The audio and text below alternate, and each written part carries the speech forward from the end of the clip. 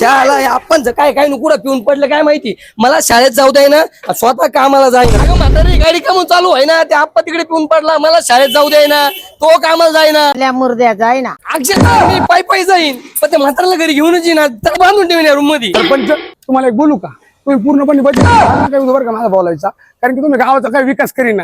हे काय गरीब इथं आले पाहिजे गरीब. सरपंच या सांगा तुमच्या कार्यकर्त्यावर गरीब म्हणून राहिला. मग आपण 2 दिवसून घरी नाही, दिसते दाटत पडत, तुम्ही दारू कधी बंद करा हे सांगा ना. सोनू जाईल सोन्या जास्त बोलू नका बरं का, गावात दारू बंद केलेली मी. तुझा आप्पा बाहेर जातो प्यायल्याचं माहिती काय चुकी आहे. सरपंच तुम्हाला मी नंतर बघतो, माझ्या डोक्यात थोडी वेगळी गण का मतदान वेळेस तुम्हाला बघतो मी. आता मला अप्पल घेऊन येतो पहिले. ए जा निघतो एका मतदान काय फरक नाही पडत. आयला ढेवड मामा, माझा अप्पा दिसला का वाच घरी नाही सकाळपासून.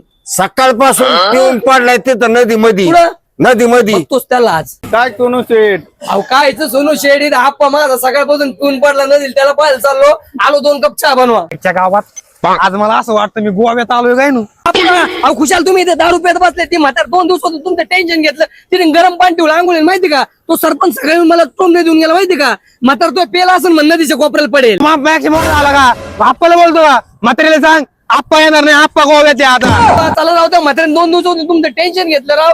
ती जेवली नाही राव, मरण ती. चला राव का तुमचा पाया पडतो. पाय बी नको पडू, मला चपटी देशील का. अहो देतो तुम्हाला चपटी. चला हे डंगर नाही का चपटी पाहिजे नदीला मग गोव्याला आलो म्हणे. पारशी आण मला, पारशी आण दम.